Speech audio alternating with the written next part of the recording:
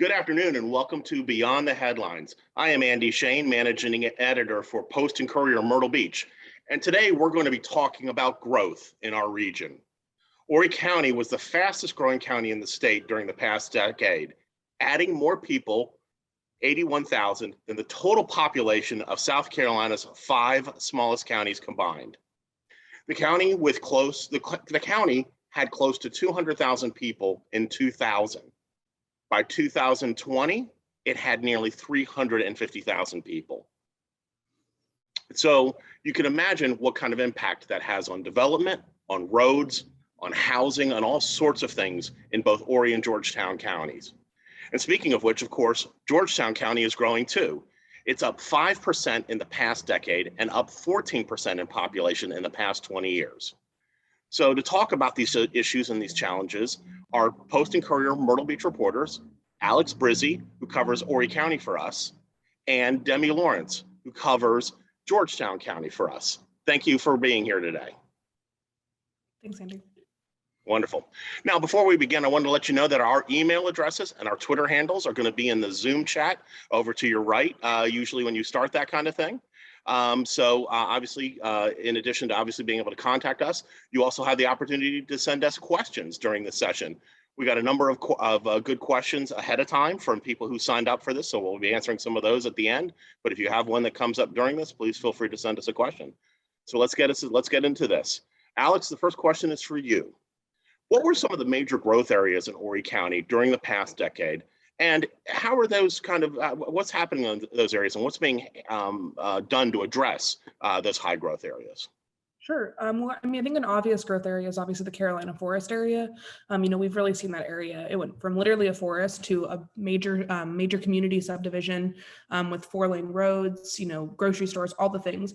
But now the Carolina forest has really developed into a well-known community.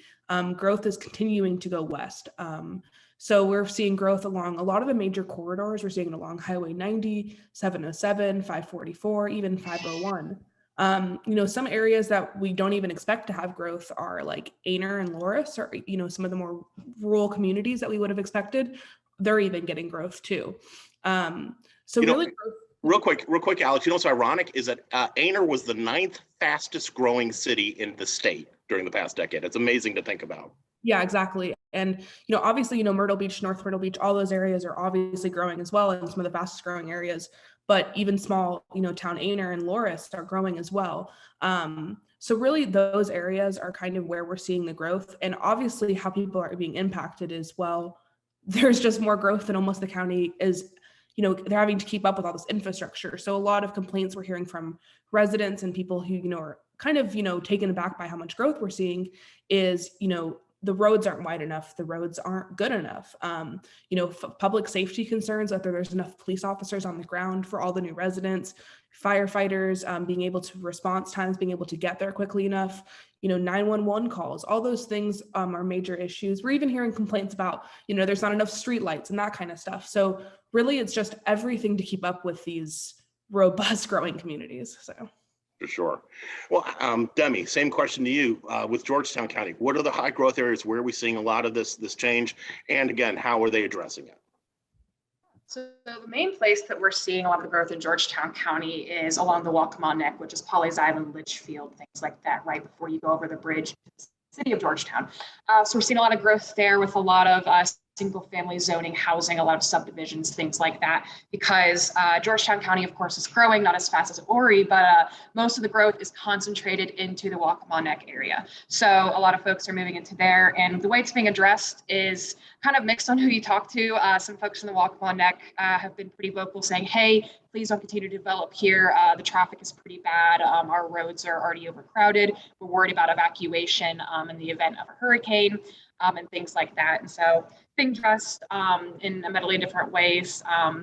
The county is updating its comprehensive plan, which basically says, here's what we're going to do and things like that, which a lot of people in the Waccamaw Neck have been asking for to limit the rezoning and development in their communities. So really just trying to keep up with that population growth. And kind of the biggest thing is that, even if there's not much room left along the Waccamaw Neck, a lot of people still think that, people continue to move there no matter what, because they really enjoy the beautiful beaches, the beautiful communities and things like that. So that's really where we're seeing most of the growth, and how it's being addressed is still being, I guess, looked at on a county-wide level. So a lot of folks are concerned about the hyperdevelopment as far as their safety and traffic goes. I'd say it sounds like some of the very similar things happening in both counties, obviously neighboring each other. Alex, back to you. You've been writing a lot lately about the impact in the rural areas of Horry County. I used to live in Myrtle Beach for some time, and it always was two places: the beach and the western part of the county. And obviously, a lot of it is agricultural, especially as you get beyond Conway and beyond. And I think when people think of growth, they of course tend to think of growth along the beach, but it's not necessarily been there, as you said with Carolina Forest. Talk a little bit about, what's been the impact on some of these rural areas that typically have been extremely rural for decades? Yeah, so the first story that kind of comes to mind is obviously I did an in-depth story on a farming community, two farmers, or a farmer and his wife and their family who have been in the family for decades, and have been here for decades and years. They're generational farmers. Their story is, that's just one of hundreds of stories. They're not the only farmers who have been impacted like that. This family, they live along US 701, where two major developments are coming that way, and developments we've never seen in that area before. So, along usually like the 701 area and the more rural areas, you see, small homes, maybe farmland, and lots of wide open space. You don't see subdivisions. Now subdivisions are coming that way. The subdivisions we're seeing in Carolina Forest are making their way to the rural areas to accommodate all this growth that's coming and all these people that are moving here. So the impact that's going to have on farmers is, it's starting to happen, and I think it also will be to be determined on how, especially that family will have to react. But obviously, subdivisions and farmland aren't really probably the best next door neighbors. They're going to have some issues. There's going to be things that are going to come up, and they're going to have to find ways to deal with that. And that's just one of the families. The biggest thing I would say is just the way that people's lives are being changed. You're having somebody who grows up with farmland and, growing tobacco, those kind of things, and somebody who, lives in a small, maybe 2-bedroom house and is sending their kids to school, and, they're retirees or something like that. So, they want different things in their neighborhood. Some people want grocery stores and more development, and some people want open land. So it's really going to impact how that land is being built and the kind of development we're seeing. Well, Demi, back to you, and obviously a little bit of a follow-up question to what you raised. Of course, you talked a lot about the Walkamaw Neck and the impact of the growth there. Talk a little bit about, I guess, just how the patterns of what you were seeing in the other parts of Georgetown County, what it meant, and what you were seeing in these other parts. Yeah, so it's actually pretty interesting. Obviously, we're seeing a lot of growth along the Walkamaw Neck, and we're still seeing a decent bit of growth in areas like the city of Georgetown and town of Andrews. We're also seeing a mass exodus to some communities. There was a particular last census, most recent census, a particular exodus of the Black communities from both the town of Andrews and city of Georgetown. So we're seeing that, and it's still kind of being debated on maybe why that is. A lot of folks are saying it's a medley of brain drain, lack of opportunity. But as far as growth goes, we're seeing it in how people are reimagining specifically the city of Georgetown. A lot of developers and city officials, residents, business people are really putting their heads together to figure out how they can make the city of Georgetown more than just that city you drive through to get to either Myrtle Beach or Charleston. Of course, all of us who know Georgetown know that it is a lot more than that, but a lot of tourists might not.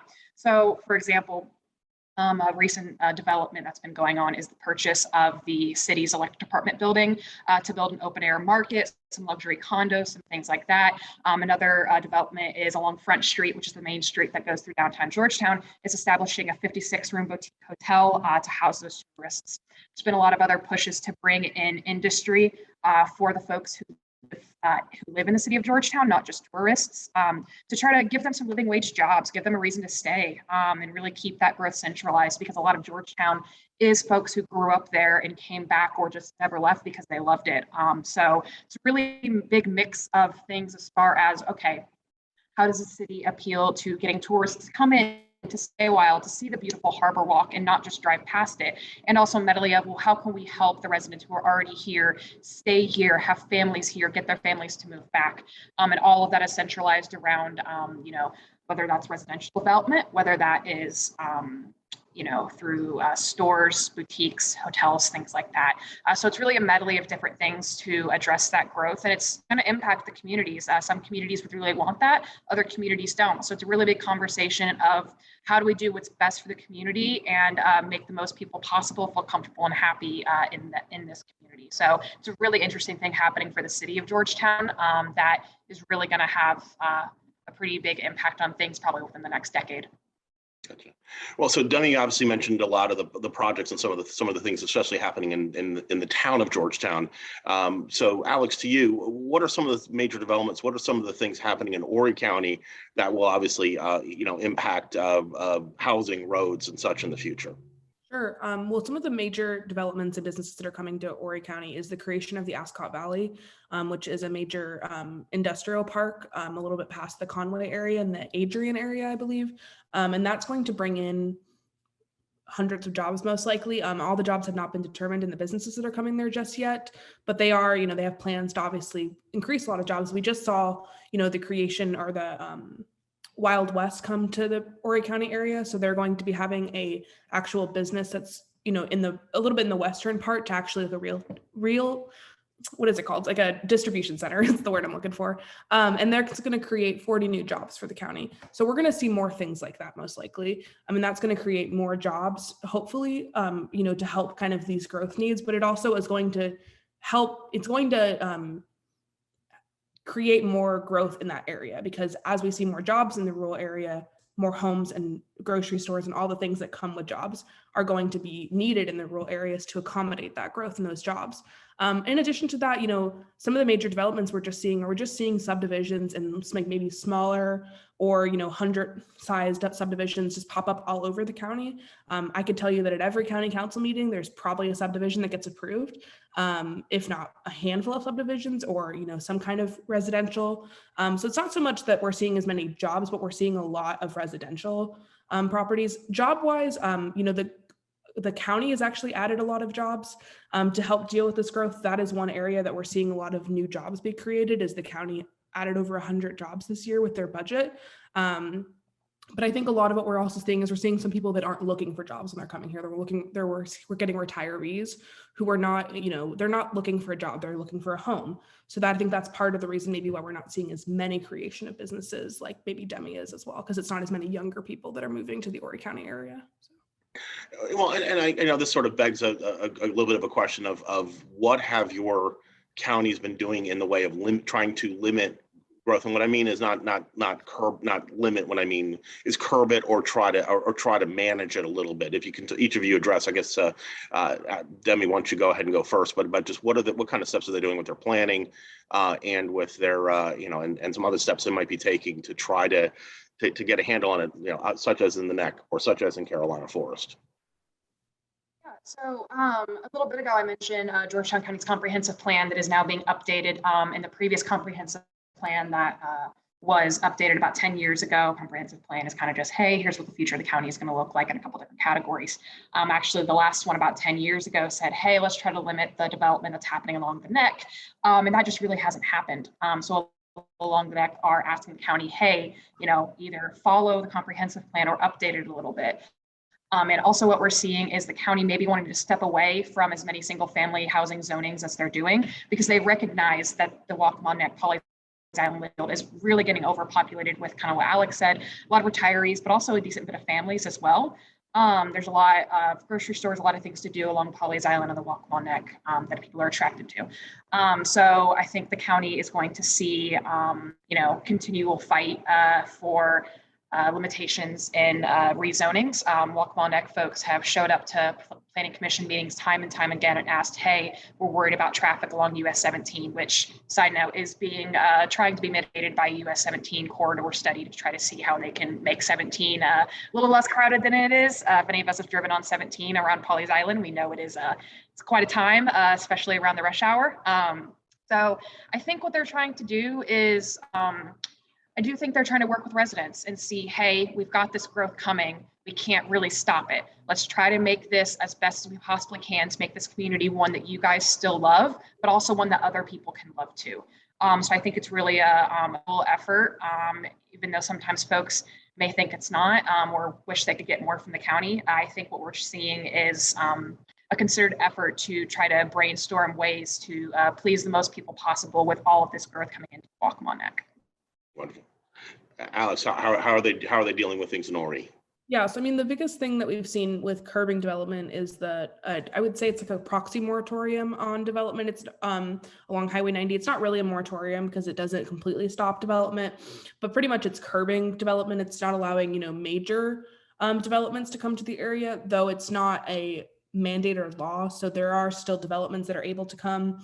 It's kind of like county council has decided that they are, I think it's in the best interest of Highway 90 to not develop more on it at the moment until more can be done to fix that road, because it needs to be widened and it needs to be lifted to help with flooding issues and traffic issues.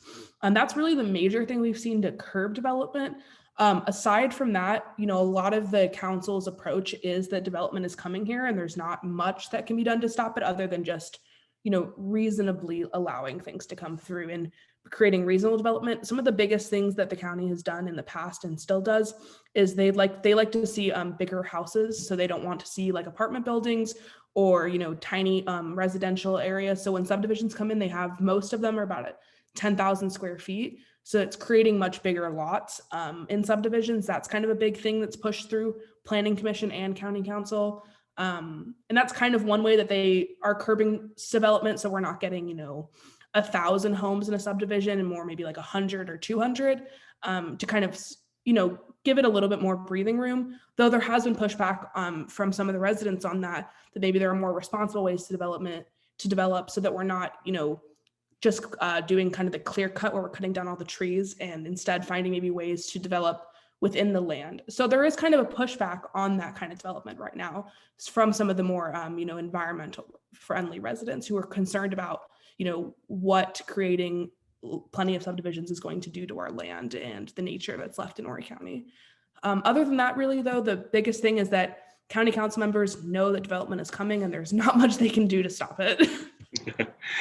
Very good. Well, and Alex, you touched on one of the questions that we got from one of the people who signed up to be with us today. Anthony really wanted to know, what is Horry County doing to widen roads, create more 4-lane roads? So what are some of the plans to widen some of these smaller roads, especially as more traffic is getting on them?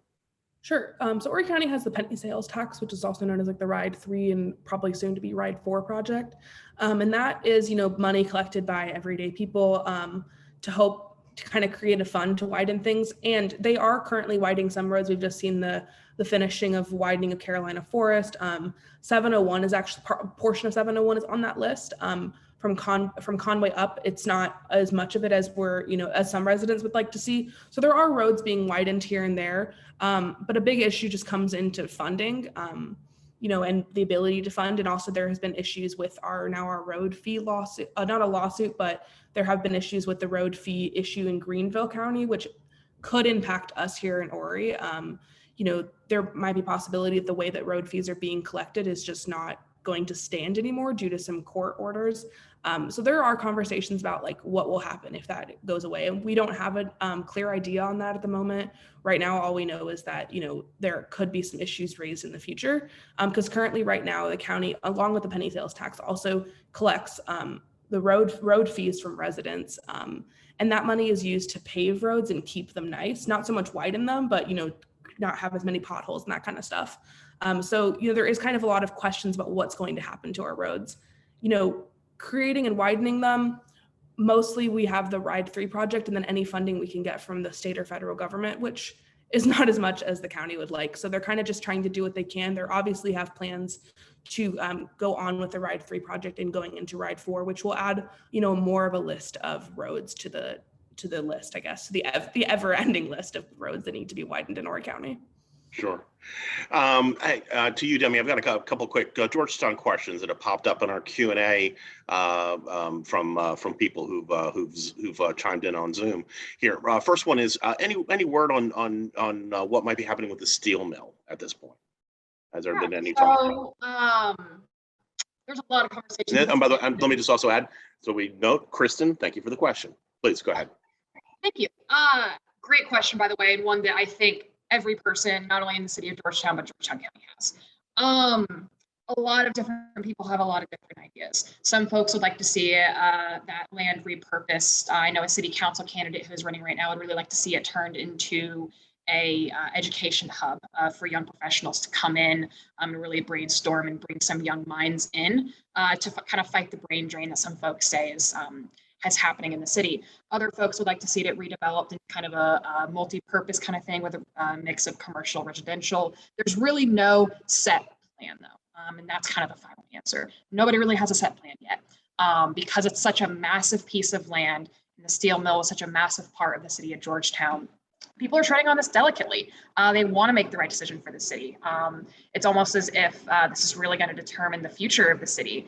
And there's been a lot of things happening in the city outside of the steel mill. And so I think a lot of people have, I don't want to say put it on the back burner, but said, okay, you know, we have a lot of other things we're going to worry about right now. You know, let's bring this up more in the future when this due date does come up quicker from when, you know, it has to reopen, which is coming up here in a few months, I'm pretty sure. So really short answer.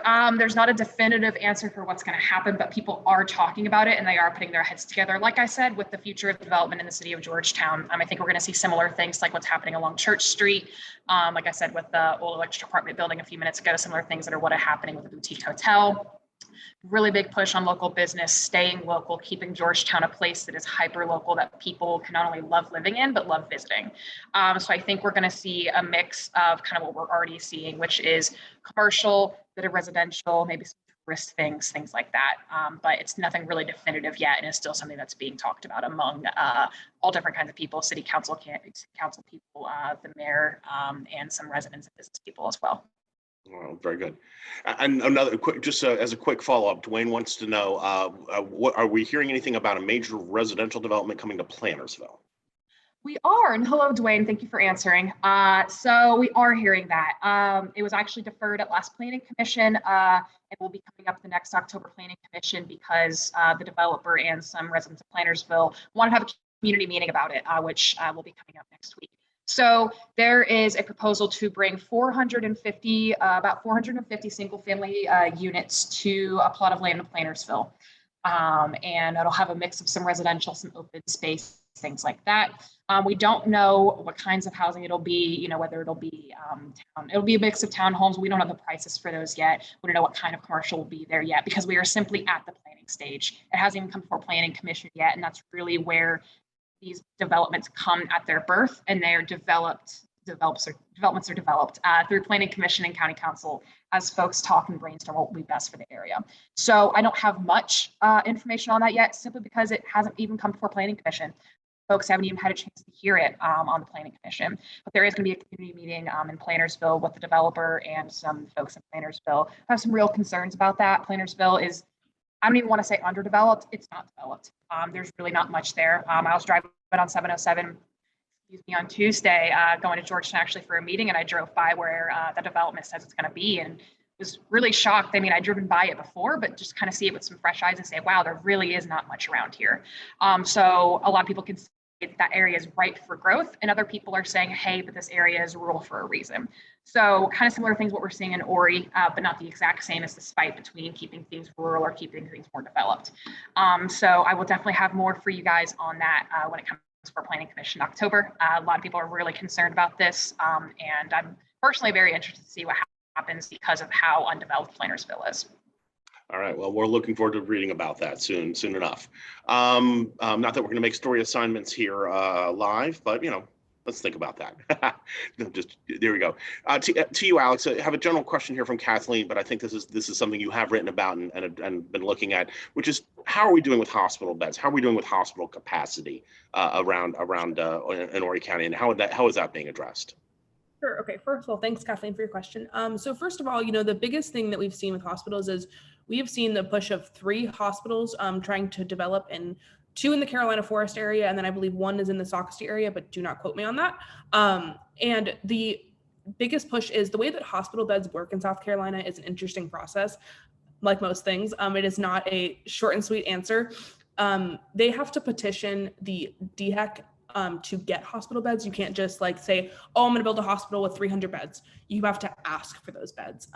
So the biggest thing that we've seen is the CMC hospital, which is Conway Medical Center. They have been approved for 50 beds, but they didn't actually create 50 new beds. They pulled 50 beds from their Conway Center, and they want to create it in Carolina Forest. And that project is, it's been holding at its second reading at County Council for quite some time now, as they're trying to figure out some of the final touches and secure the land before it gets its final reading from County Council.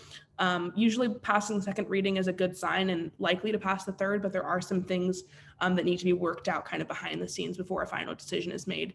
So that will be something we'll see. It's actually not 50 new beds to the area, but it's 50 beds in a more located area, where beds are needed. And the reason that the reason we didn't just create a bunch of new beds is actually because Conway Medical Center said they weren't using all their beds. They weren't at an overflux. They didn't need 50 new ones. So at least in Conway, that issue of like, oh, there's not enough hospital beds wasn't as much of a concern for that specific hospital.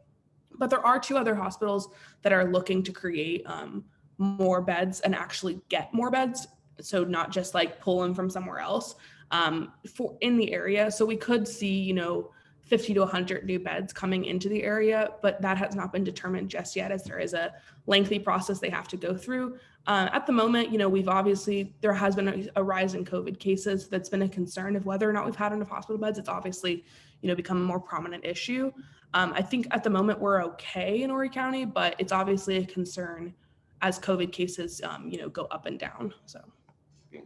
Well, thank you. I know obviously that's going to be an issue moving forward, and obviously also we could talk about a number of things today, and probably make this a monthly topic for folks to talk about, sort of in general as well as trying to get specific updates on projects like those, like we were talking about in Plantersville or Carolina Forest.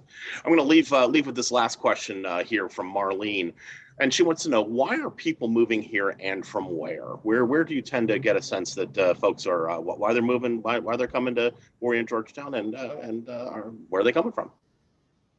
I think the biggest influx of people we're seeing, everyone says, we're getting all the Northeasterners.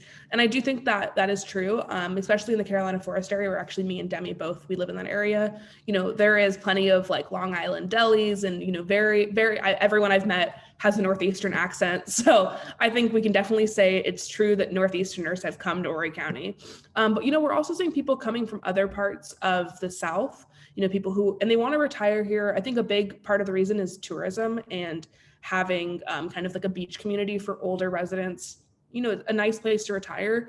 People from the Northeast, a big part of the reason, at least in the past, I don't know if that'll stand true as we get more growth and prices go up in Horry County, but is that, you could sell maybe a more expensive home in the Northeast and come down here, retire early, own a home, and still have some money in savings because the cost of living was cheaper. So I think that is a big part of the reason why we're getting people from maybe the Midwest and the Northeast coming out here. Also, maybe people just, tired of the cold. They want to live by the beach, soak in some sun. I totally get that. But, we do see some people from the southern states as well. And I think the biggest thing is just, the climate and having a nice place to maybe raise your kids or retire. It's kind of the 2 main reasons, I would say. And Demi, on your end, what is similar in Georgetown County, or are there any sort of differences you're hearing about? Yeah. So the really unique thing about Georgetown County is how different the Waccamaw Neck is from when you go over to the bridge into the city of Georgetown, town of Andrews, going towards Charleston County. Very similar from what Alex was talking about in the Waccamaw Neck. But as soon as you go over the bridge, it's a bit of a different story. So, people who live in the city of Georgetown, a lot of folks were born and raised there, maybe move out and they come back. That's really what we're seeing. Georgetown is a lot of folks who were born and raised there, their family was raised there, things like that, which really makes a great community. And then kind of we're seeing similar things what Alex was talking about in the Waccamaw Neck. Folks coming down here from the Northeast. As a Midwesterner myself, I also have heard a decent few people coming here from Ohio, which is really interesting to me and kind of makes me feel a little bit more at home as well as a Midwesterner, like I said. But no, it's really, we're seeing similar things on the Waccamaw Neck, but very different things in the city of Georgetown, town of Andrews. People coming back to take care of family, take over family businesses, just because they miss home maybe. There is some comfort coming back home. So I think that we're seeing a decent bit of that, and kind of similar to what Alex was talking about with housing prices. I think in the Waccamaw Neck, housing prices have begun to go up in the last 5 years. I think it was similar to what Alex was talking about, home prices cheaper down here. They could have a little bit more space for a little bit less money. But I think we're seeing a difference in that now. But also what we're seeing along the Waccamaw Neck is, yes, some retirees, but we've got a lot of families coming in too. Like I said, that single family zoning. We got some great schools in Georgetown County that folks really like to have their kids go to. And so I think we are seeing a decent bit of retirees. Yes, we are seeing folks who are coming down here, maybe a bit of older parents with some older kids, but we are seeing some families come down here too, because it's a great place to raise kids as well. You know, you're within driving distance of a lot of really cool things, but you're still on the beach, which again, as a Midwesterner, was always a dream when I was a kid, was to be next to the beach. So I think at the end of the day, it is quite different depending on what area you're talking about. But since we are seeing the most growth in the Waccamaw Neck, we are seeing a mix of those mostly retirees, but still a bit of those families that are coming down here for just a taste of something different. Okay, well, great. Well, guys, I want to thank you for taking your time today. Thanks for Demi, thanks for Alex for taking it, and thank you for all of you for watching and for your questions. Great questions. As I said, I think we're going to try to do this every so often, just to catch you up on development and answer some questions. There were a lot of things raised today, even that we kind of went over very surfacey, a little bit about housing affordability. We didn't really even get into schools. At some point, we can even probably just talk about schools and the impact that growth has on schools in Horry and Georgetown County. But again, want to thank you, and it's again because of you we are here. One thing I would sit here and say is, if you support and like what we're doing, the best way to really back us is to subscribe. It's the way we pay for Demi and for Alex and for Rick Haynes and for Jay Rodriguez to cover Horry and Georgetown County for the Post and Courier, the state's largest newspaper, the state's largest news organization. Also helps pay for me, helps pay my mortgage. Come on, help me. So you can sign up for a subscription at postandcourier.com /subscribe. We're running a deal right now, 4 months for $4. Come on, for a cup of coffee, you can try us out, see how you like us, and you'll be able to subscribe. And when you do, you subscribe to everything the Post and Courier has, whether it's our State House coverage in Columbia, our sports coverage in Clemson, and everything in between. So for that little amount of money, you get that. If you'd like to try us out, we have newsletters. Boy, do we have newsletters. We have several that we put out in Myrtle Beach on business and on some headlines and some other things, as well as, of course, again, all over the map on politics and sports and all of that we do for the Post and Courier. And you can go to the postandcourier.com /newsletter sign up, and it's on top of the web page for postandcourier.com. And to keep up with the latest news in Myrtle Beach, in Georgetown, and everywhere in between, go to postandcourier.com /Myrtle Beach. So please do that and read the great work that Demi and Alex do each day. Again, thank you for joining us today. Thank you for being readers, if you are readers, and subscribers. And if you are soon to be a subscriber, let us appreciate that soon from you. Thank you again, and have a great rest of the week, everybody.